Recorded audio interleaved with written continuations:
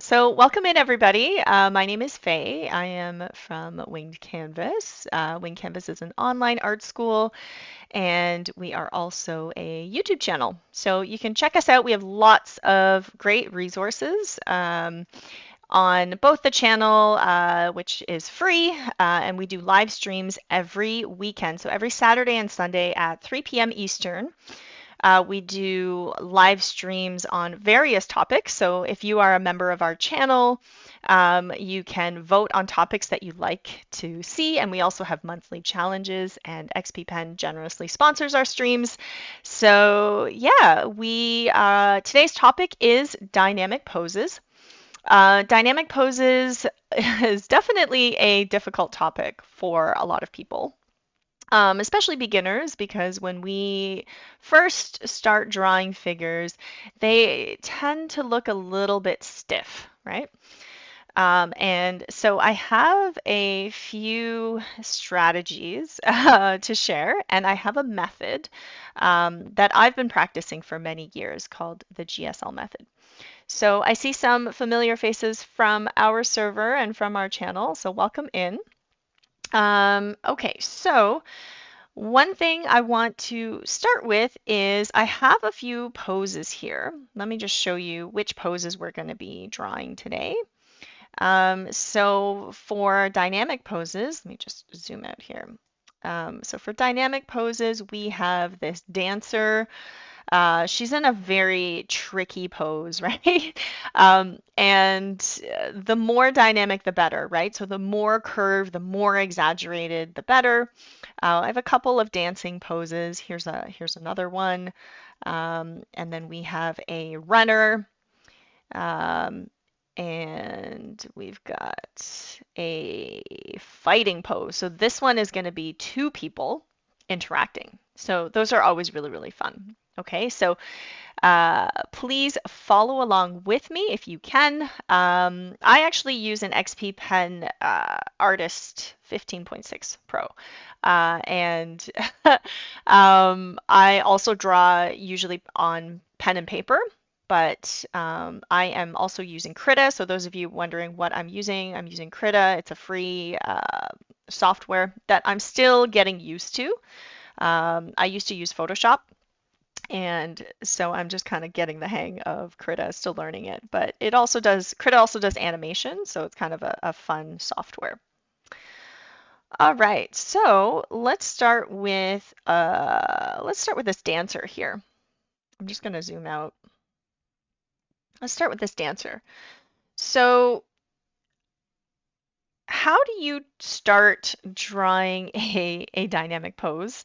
And where do you guys usually start? Let me know in the chat how you would start this pose. How would you start this pose? What is the first thing that you would draw?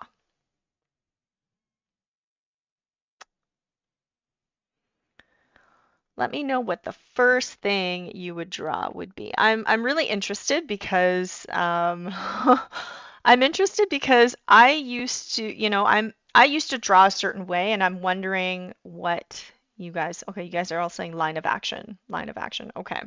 Seems like one person started the trend and you guys are all saying line of action. That's right. So a line of action is your gesture, right? So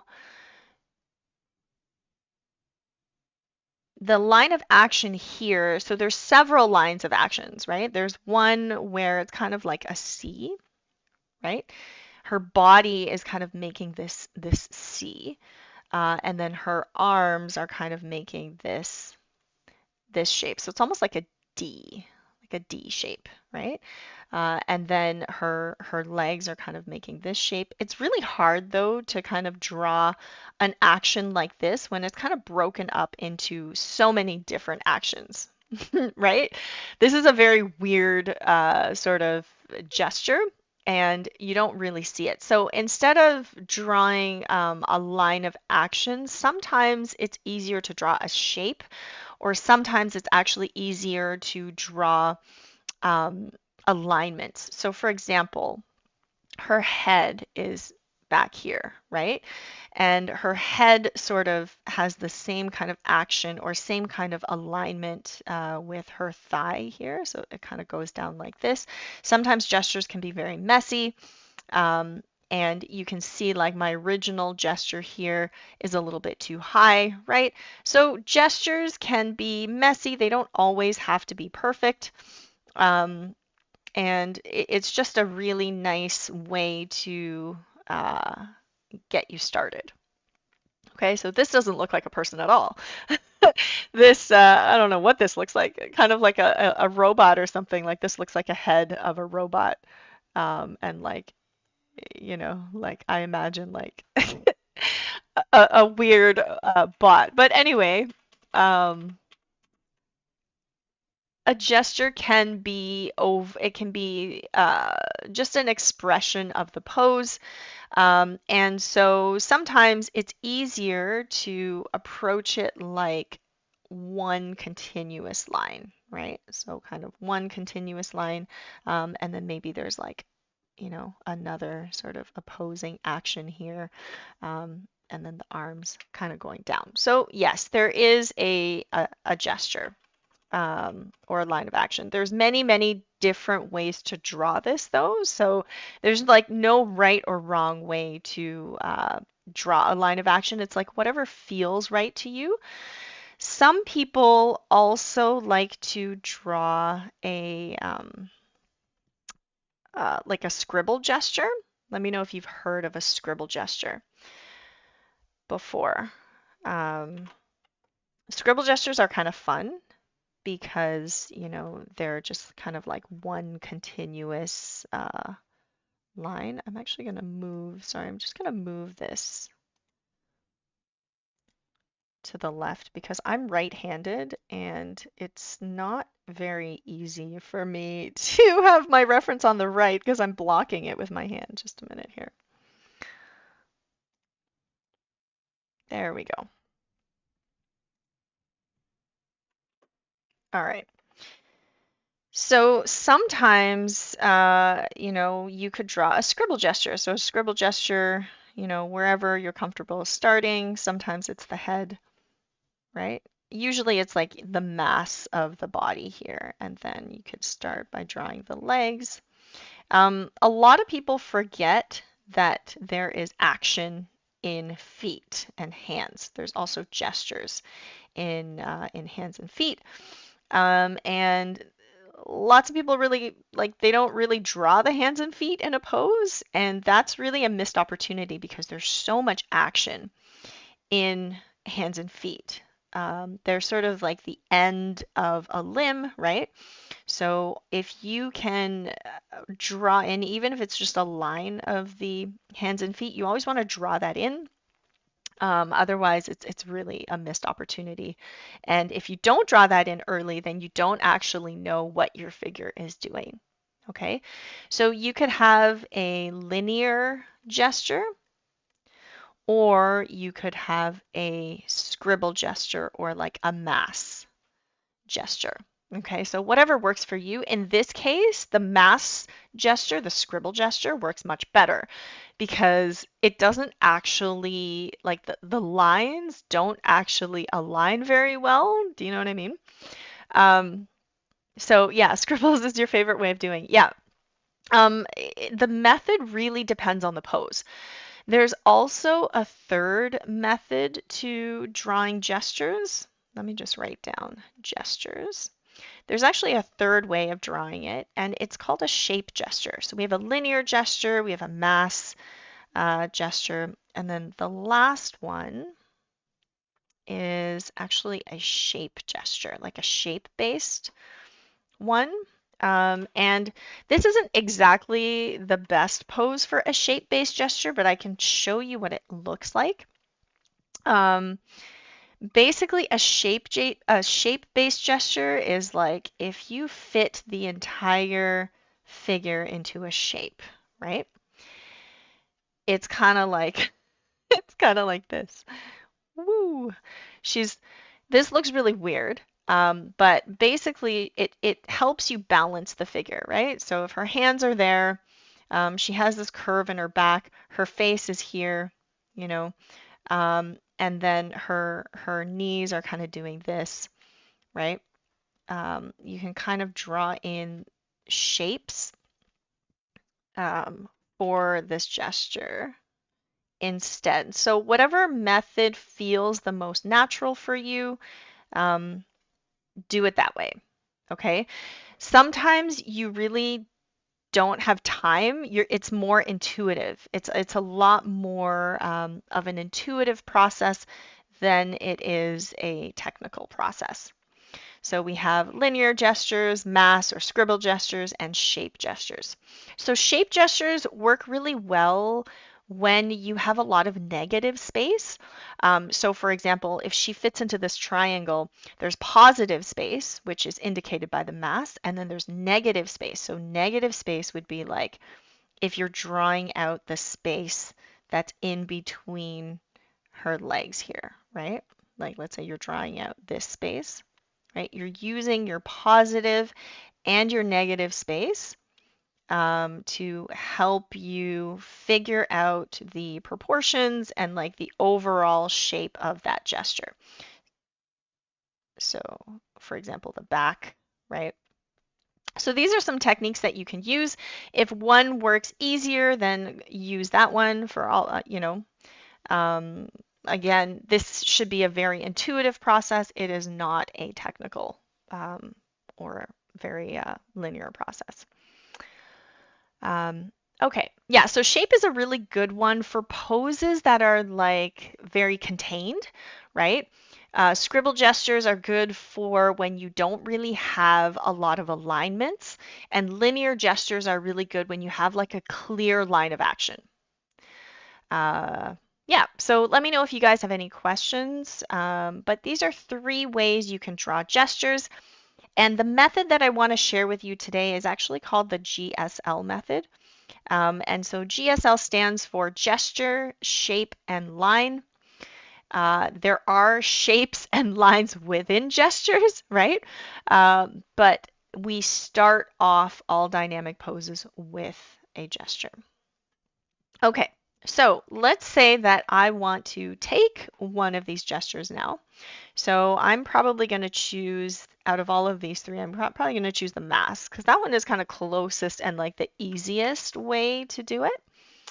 And so I'm going to put this on a new layer. Uh,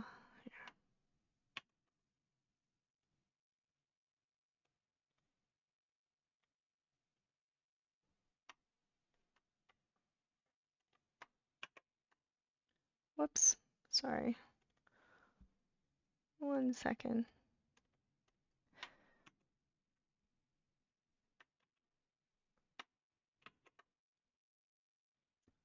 I'm getting lost. I gotta name these layers. Here's my gesture. Okay. And then, all right, so here we go. So now I'm gonna make this a little bit bigger.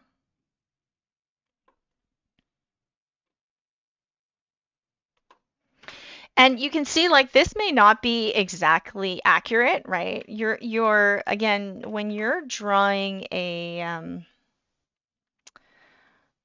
like when you start off by drawing a gesture, it's really a very messy kind of representation of the movement. It's not supposed to be perfect.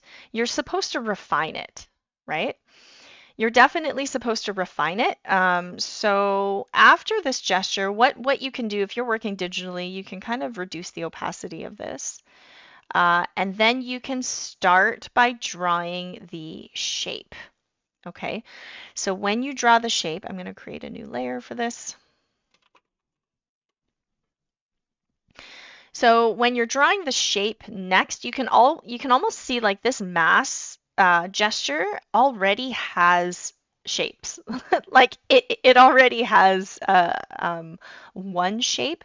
But what you want to do when you think about the shape stage, so I'm going to choose a different color here. Let's go with a green.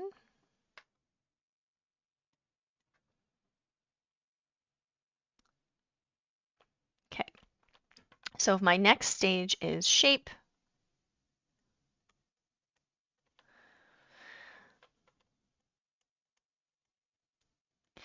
then what you might want to do is think about silhouettes, right? So shapes are all about silhouettes, silhouettes, and then you can think about your positive and negative space. Lots of people intuitively think about positive space, but they don't really think about negative space. And negative space is really, really uh, important in terms of helping you relate things and helping you with proportions and all of that stuff. So, like this, for example, is a negative shape. You know, this is a negative shape, right? So, those are shapes that you can also compare. But if we're thinking about shapes, then you know you really want to simplify so you can really see the shape in her rib cage, right? It's this very like you know kind of box like with rounded corners shape. You can see here, if you can see my cursor, right? You can see her rib cage sticking out like right there. Right, so there's the rib cage, and then the pelvis goes the opposite way.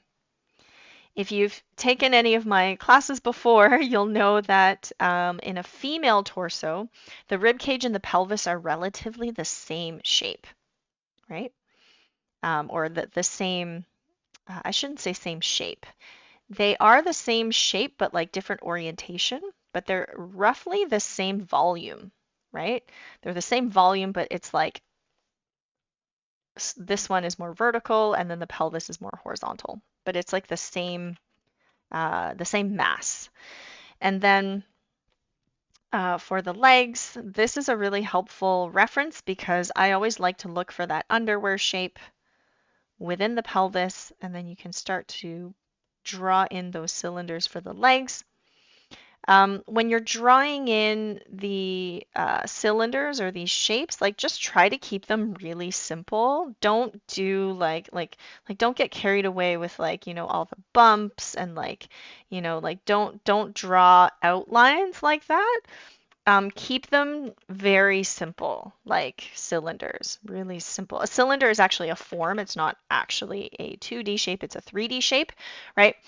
But I prefer drawing cylinders because they can, you know what they're doing in space versus when you draw a rectangle, it's very flat.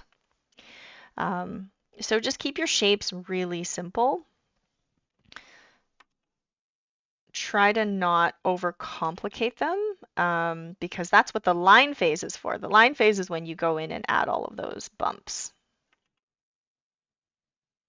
Okay, so I'm just drawing in cylinders. Not zooming in at all, keeping everything very zoomed out and very simple. And then the shoulders here. The head size is slightly smaller than the rib cage. So female rib cages are about 1.5 times the size of the head. So the neck is going up like this, bent in a very, very dramatic angle here. You can see the ball of the head coming down this way, like that. So for the head, I like to draw a ball and shield. So a ball and a shield. And the shield depends on which orientation the head is in, right? But in this case, I drew a 3/4 view shield, but in this case, it's like profile, like this, right? Neck is also a cylinder. So keep those shapes really, really simple. For the arms, it's more important to kind of figure out where halfway is. I think I drew the arms a little bit short here. So this is an opportunity to adjust your gesture drawing, right? Um, you can, so I'm going to make it a little bit shorter, but you can adjust your gesture drawing. I'm going to make the hands a little bit higher here. So you can see these are very, very basic shapes. The arm, I know there's like, you know, bumps in the arm, but I'm choosing to ignore it for now. Her arms are fairly straight, so I'm just gonna, sometimes I actually just draw it as one shape instead of two. And then for the hands, you can kind of break it up into the palm and then the fingers. I kind of draw the fingers as one sort of shape, and then I divide out the fingers. It's just easier for me that way to contain the fingers, so it's like a shape gesture for the hand, right? Okay, so this is the shape phase. In a torso that's dynamic, there's usually a compression and a like one side of the torso is compressed. So there's a compression, compression, and then this side of the torso is an extension. So there's usually a compression and an extension, and that is what makes the figure seem very dynamic.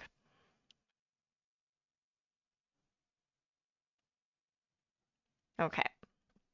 So the S in GSL stands for shape. Once you have the shapes drawn in, it's easy to do the line, right? It's so much easier. So if you have 3 passes at something, it's just so much easier to get a more confident drawing because you've already drawn it 3 times, right? So the third one, it's like, oh, okay. At this point, if you want to distort anything, if you feel like, okay, maybe the legs are a little bit too short, if you want to adjust anything. So for example, if I compare the negative space, right?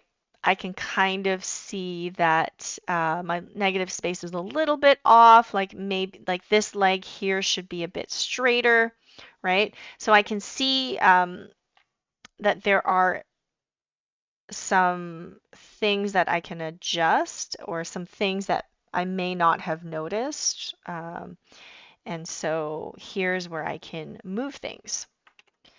So you can't really do this as easily traditionally. um, but I noticed her leg is a little bit straighter than I had it, right? So here I can adjust. Oops.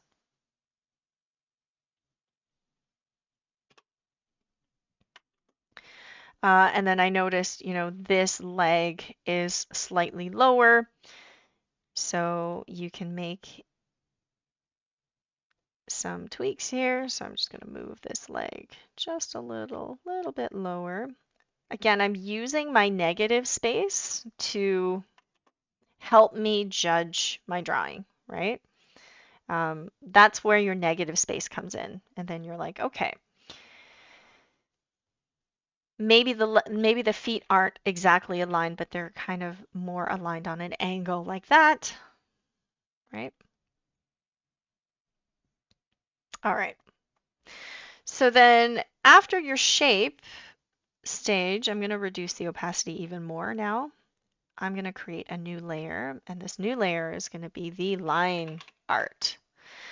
So with the line art, this is where you get to be really um, artistic and you get to have fun with drawing the lines and the line art.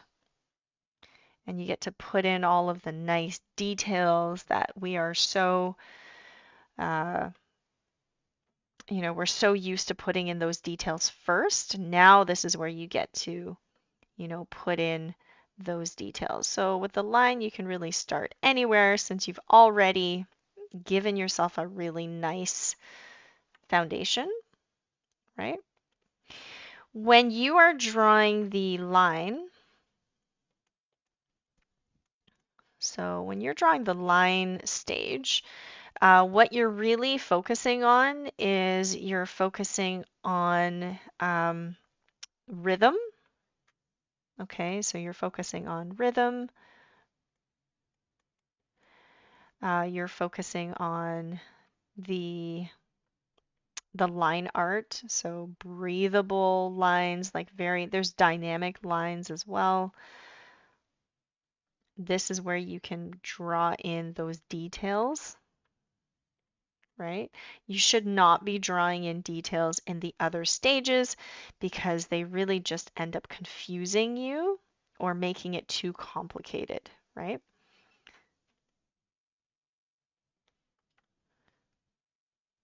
So actually nobody told me how to draw like this. When I was going to art school, I studied figure drawing extensively for years, probably, I would say probably 3 full years. And so I would go to life drawing sessions every day. Um, I went to Art Center. It's a school of design in California. And I had a really great figure drawing teacher who just said, okay, I want you to draw, uh, I want you to get a sketchbook and just fill all the pages front to back with studies. Just draw every single day. And so when you start drawing every single day and you're copying, um, master studies and drawing from life, you really start to, learn from all of those masters, what they did, how they studied anatomy, and then it was really the drawing from life that helped me develop this method because I had to learn how to draw really fast, right? Because when you only have 2 minutes for a pose, you learn how to like, what do I need to capture? What is the essential stuff that I need to capture in these 2 minutes, um, so that I can fill in the details later.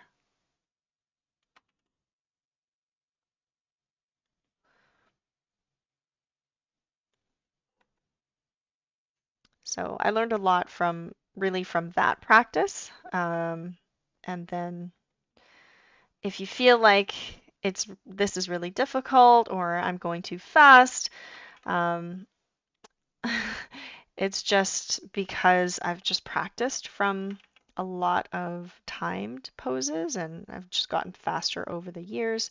So don't worry, if you just practice, dedicate time to drawing, and even if it's only like 10 minutes a day or 15 minutes a day, it's just that daily practice that will get you where you want to be.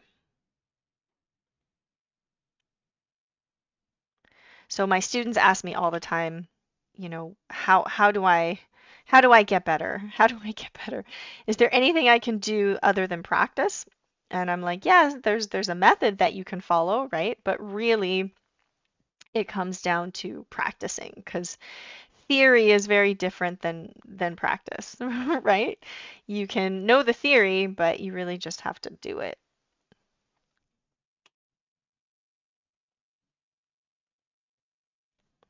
So you can see that I've deviated a little bit in my line art, right? So I added more of a belly on her. I've kind of extended the shoulders a little bit. There are some things that you can start to adjust as you're doing the line stage. My goal for you guys today, though, is to not, you know, is to actually practice from some timed references. So I may not get to all of these. Um, we may not have time for all of these, but I did source a few that I think would be really interesting to draw.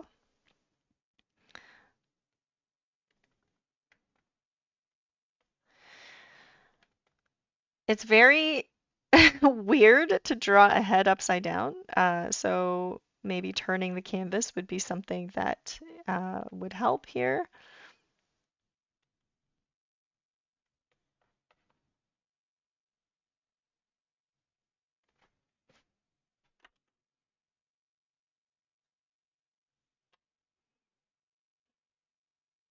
So again, if you've already divided out everything, it should be pretty easy to draw, and then, you can apply the style or any type of exaggeration that you want.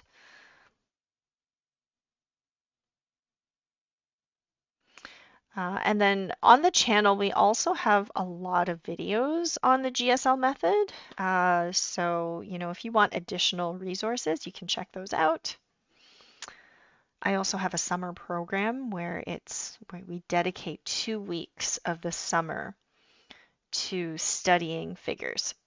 So, so there you go. So that is the method, the GSL method. And then how much detail you want to go into is up to you. I do expand on this method. So once you are done the line work, most people are pretty much done when they reach the line. But if you want to add to this or an advanced version of this method, if you wanted to add form and value, um, would be you could do gesture, form, and value. So instead of drawing shapes, shapes are 2D, you would draw forms, right? So forms would be 3D forms. So that would be more of an advanced take. And instead of drawing line, you could draw values, right? And then that would help you shade in the figure, go into detail. So if you're interested in, rendering figures or shading and things like that, we could let me know. Let us know. We could do a separate workshop on that. Okay. So let me know if you have any questions. If you have any questions on this method, but basically going over it a few times and focusing on one thing at a time is the best way to approach a dynamic figure.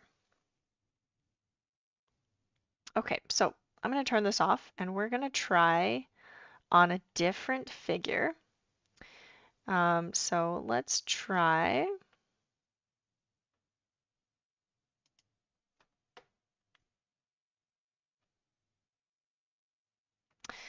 Let's try this dynamic duo here.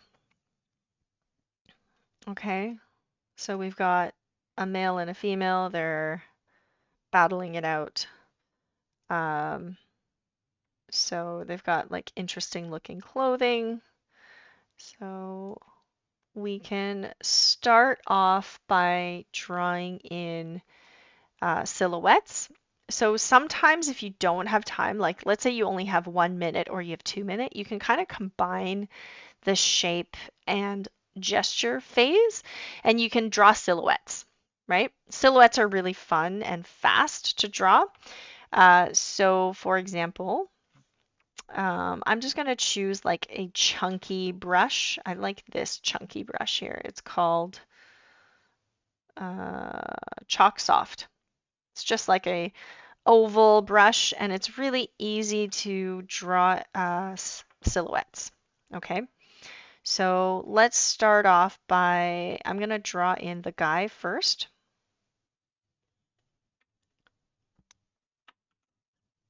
Oh, I can just draw on this layer. Okay, so let's draw in the gesture, right? So here there's a very clear line of action. Really, really clear line of action. And so, okay, so I'm going to use this line of action, and then this is sort of going to inform the rest of the pose. So we've got a hand going this way, got the shoulders, we've kind of got, this type of shape going on. And then we have some negative space in here. And then you can start to draw in just the shapes. And so I'm kind of filling it in as I go, just focusing on the silhouette.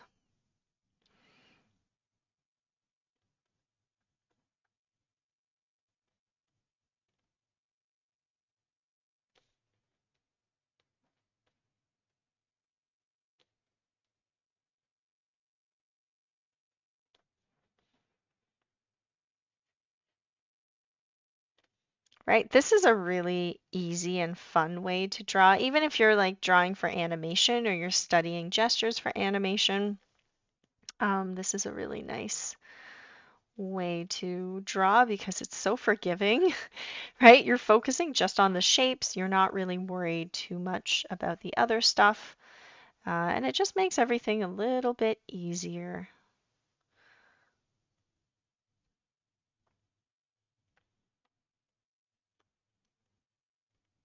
Right, so if you just kind of simplify his hand, it gets to be a lot easier. So I think that gestures are the thing that most people have trouble with. Let me know in the chat if there's another thing that you have trouble with. But in my experience, I think gestures are what most people have trouble with.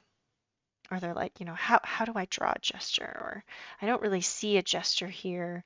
Um, so really, that's kind of what we're focusing on today. I'm adding in some movement here because I think it's really fun to see all the stuff on his hat, right?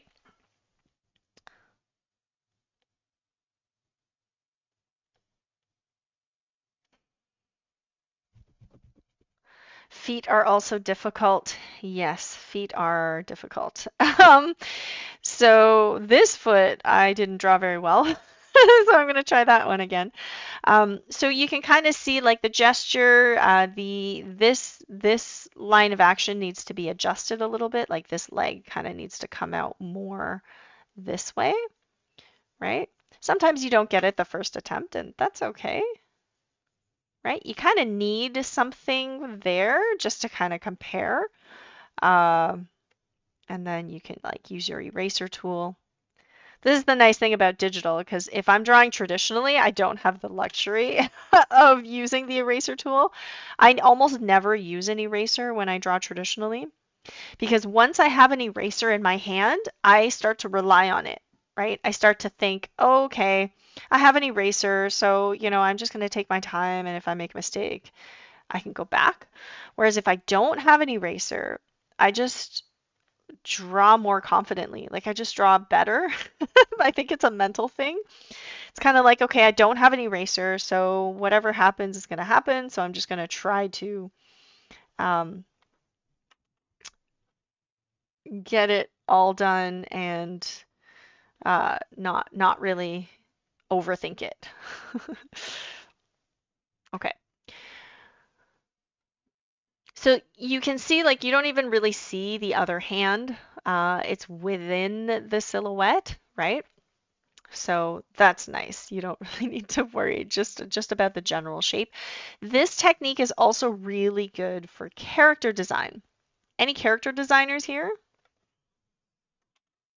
Let me know if like what type of artwork you do, because this applies to obviously like all types of art, but for character design, shape language is something that is really important in character design. Again, we have a lot of videos on the topic, a lot of Josh at Wing Canvas, he teaches animation. And so he does a lot of lessons on shape language. And you can see that shape language is something that makes your characters a lot more memorable, a lot more unique. And this is all shape. This is all shape language.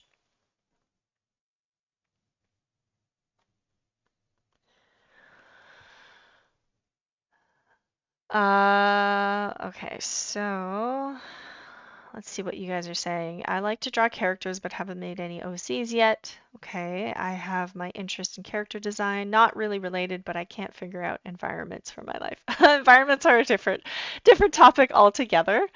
Um, but it's okay. Don't worry. Wherever you are on your art journey, uh, don't rush it. Enjoy the journey. There's no rush. We're all at different stages, right? So just kind of take your time and enjoy the learning process. It's a lot of fun. Okay, so for the other figure, um, really like the negative space is also in between those two figures, right? You can kind of see like this one is crouching down. So her figure, if I had to really simplify it, it's kind of like her gesture's kind of doing this. She's got, kind of one leg going down this way, and she's got her other leg sort of doing this. I can't really tell what her foot's doing. This foot looks really weird, but um, let's just kind of focus on her general shape. So I can do sort of the ball and shield method here, and then kind of get her shoulders in. So her torso is pretty boxy. Um,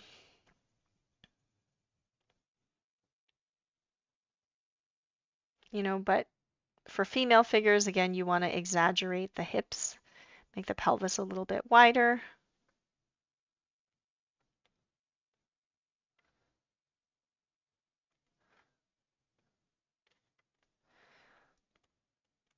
There's always movement in hair, right? So here, like, I know I'm not supposed to get into details, but like, if you're doing an all-in-one and you think that, for example, the hair is really important to the story, then or to the character's shape language, then by all means put it in. Because there's gestures for animation, and then there's gestures for just like practice. When you're drawing gestures for animation, the story is more important.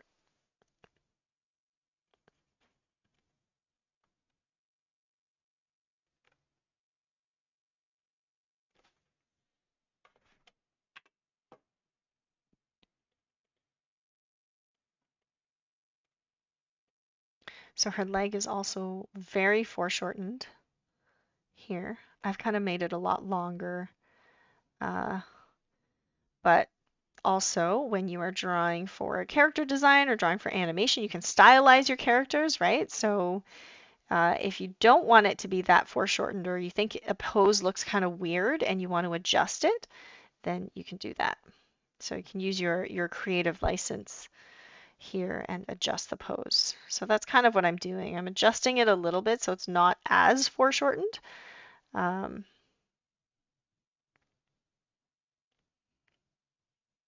so not following the reference exactly.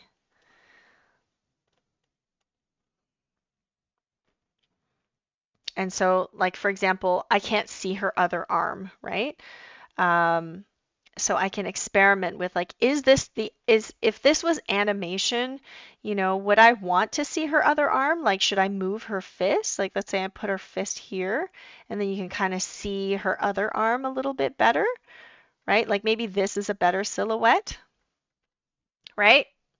Because there's more action, there's more information, right? Whereas if her fist is like behind her or hidden with by her shoulder, you can't really see it, right? So you can always adjust the pose according to your goals. So here, I think I do like the kind of like the gap in between her legs here. So I'm just going to move her leg up a bit more. And I made her legs longer. Okay, so there's always things that you can do to make the pose better or to exaggerate it. So from here, once you have your silhouette, it's pretty easy. Like the rest is pretty easy to put in the line work. That's usually what we start with anyway. So I'm gonna just kind of draw in her profile a little bit.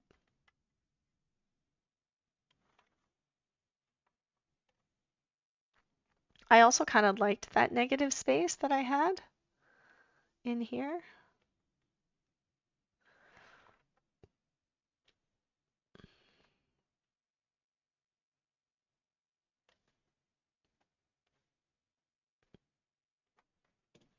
There. So there's the dynamic duo done pretty quickly, just just with a silhouette.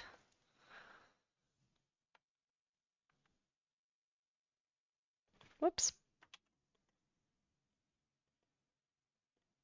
I'm just gonna make her thigh a little bit thicker because she's flexing.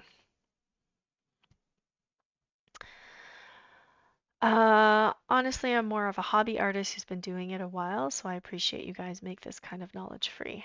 Oh, I am glad. I'm glad that you are here.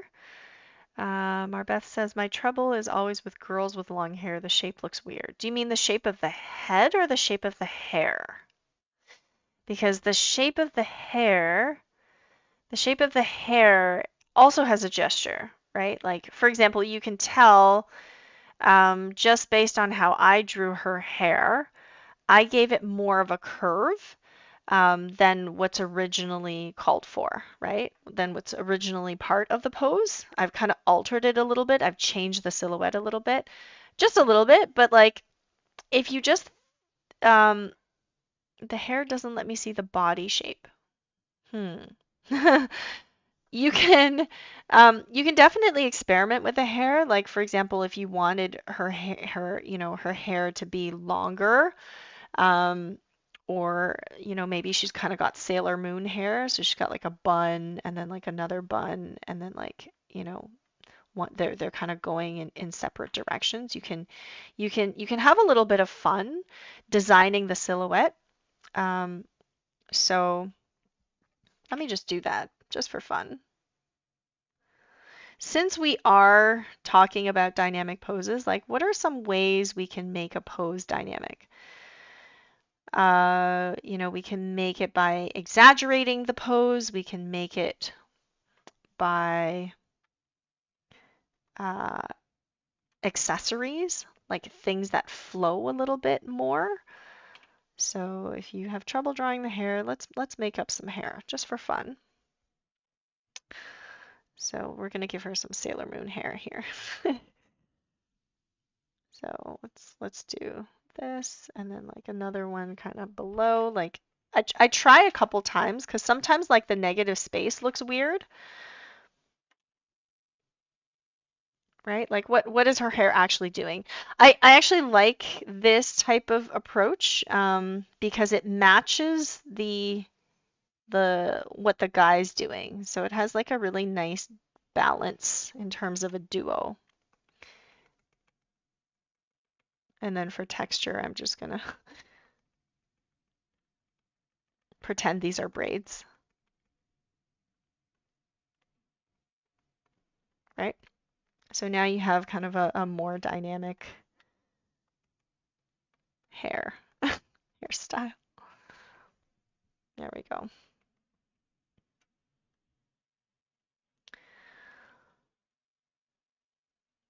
Okay, so now we have a dynamic duo. Let's see how much time we've got. Okay, so we've got, let's take 10 minutes. We'll take 10 minutes and we will do uh, some timed poses. Are you guys up for some timed poses? Let's do silhouette drawing, okay, with 2-minute timed poses. So in 10 minutes, we can do about 5. And then we can do like 5 minutes of Q&A. Okay. All right, so let's see here. Okay, I'm gonna use this and call it timed poses. So I use a reference called reference.sketchdaily.net. I'm just putting it in the chat there. So that is a reference site that I use all the time for my classes. And basically, you can choose a pose. You can choose whether you want it static. You can choose whether you want it dynamic. You can choose how long you want to have it show up for. So it's pretty helpful. And so here we go. This, for example, this site has a lot of weapons though. When you choose dynamic poses, it always has a lot of weapons. Um, so you can also choose the timer. So for example, if you only have so much time, um, here's like 42 seconds, right? So sometimes like if you're in animation, you really just want to study um, the very raw gesture. You don't really have that much time, right? So you could just kind of do something like this, really quickly. A lot of animation students will do like 30-second gestures because there's really not a lot of time to do more and not really like a lot of, um, it's not really necessary to do super, super long ones. So this is a pretty fast one. Okay, so now let's do some 2-minute ones together.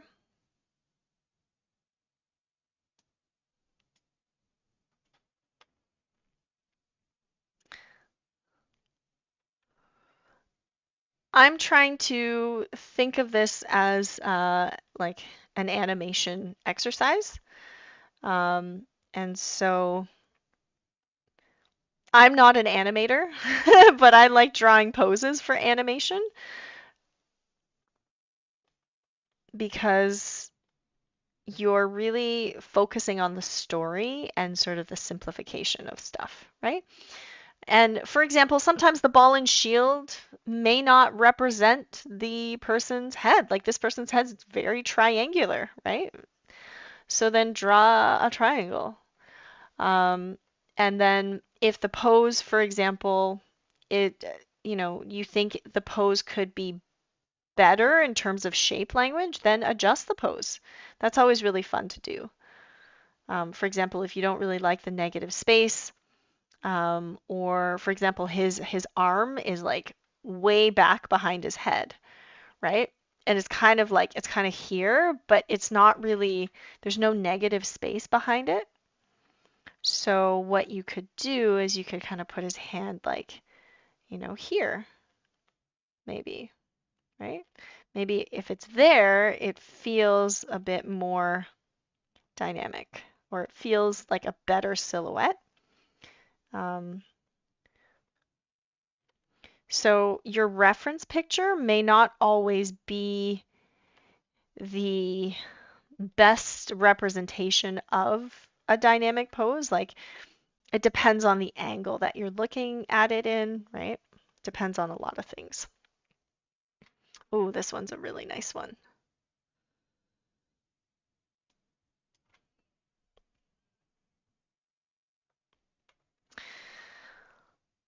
So with this one, this figure is kind of, for this one, I'm gonna use like different opacities. I turn my opacity down to like 58% so that I can, eventually go darker and I can kind of focus on the transparency of her clothing.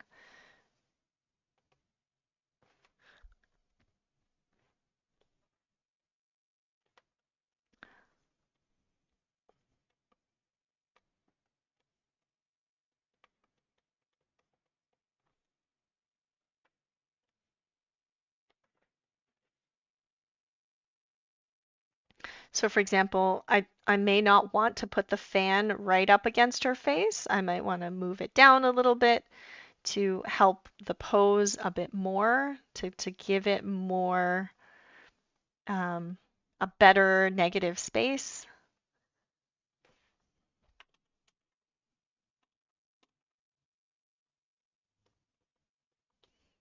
I might want to exaggerate her wrist or her waist a little bit.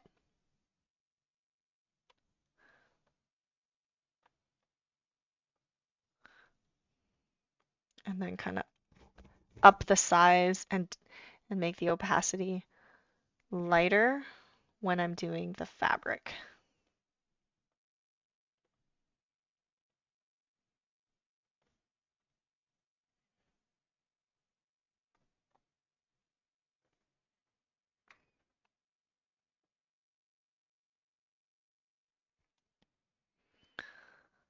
Okay, so this guy is falling off a bull.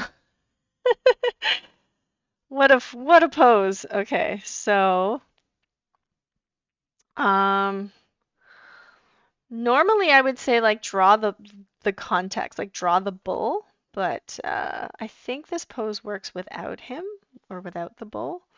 So I'm going to start with like his back. And then I need to make these other figures a little bit smaller, so give me a moment here. You guys keep going.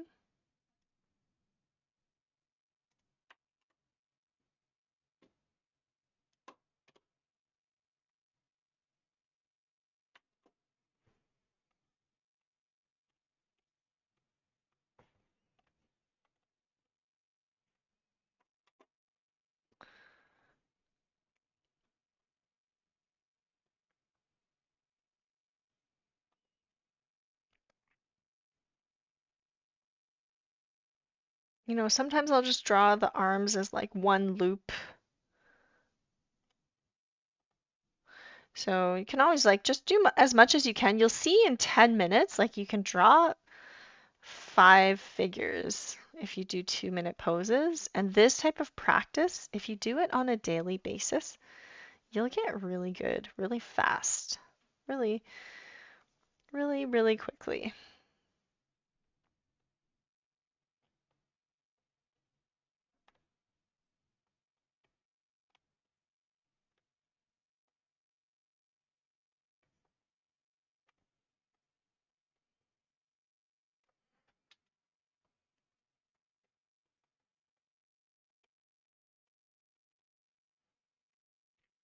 Okay, this is going to be the last one.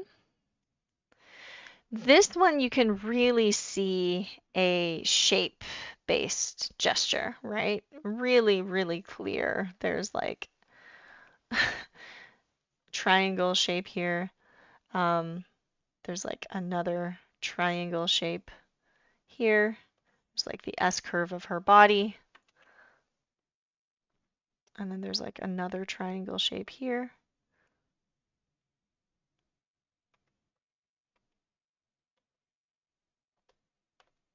Right? It's kind of like that. Um,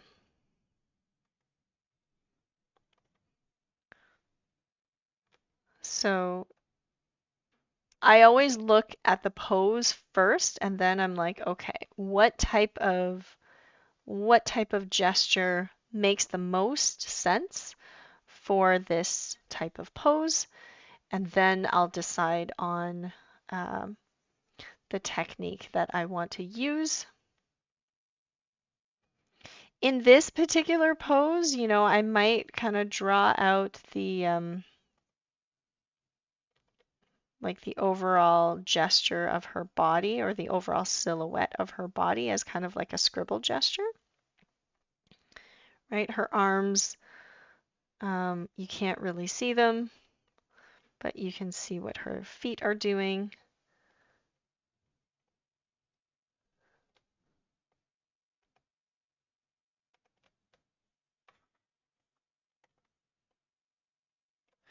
And then I might go in and up the size and lower the opacity to kind of draw in her outfit.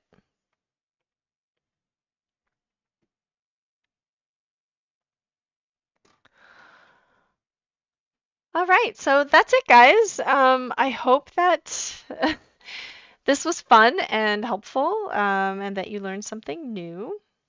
Let me know if you have any questions, and then I will also share some resources with you, some additional resources. I'll just leave these up here. So you know how Pinterest has that algorithm, you search for one ref of someone action pose with a sword, and suddenly they're like, oh, hey, here's a whole library. Yeah, it's true. It's true. Practicing regularly is definitely what speeds up your growth. So let me share a couple of resources with you. So one is our YouTube channel. Whoops, here we go. So if you didn't know, we have Wing Canvas is an online art school, so you can check out some of our videos and some upcoming streams. We have playlists on all sorts of different topics. And if you go to our live, you can see these are our live streams. So our live streams are about 2 hours. I mostly teach traditional art on stream, but we have other creators who teach digital art. Jesse specializes in comics. Josh does animation. Iggy does digital painting, and I do the traditional stuff, but I also do work digitally. And if you visit our website, we do have summer intensives coming up. And summer intensives are very highly anticipated summer programs, and I teach figure drawing. So I have two programs, one in July, which is live, and one in August, which is asynchronous. So asynchronous meaning you can attend in any time zone. And we do have a early bird promotion. So if you register before the 7th of June for the July program, you can save 5%. So I'll put in the promo code here.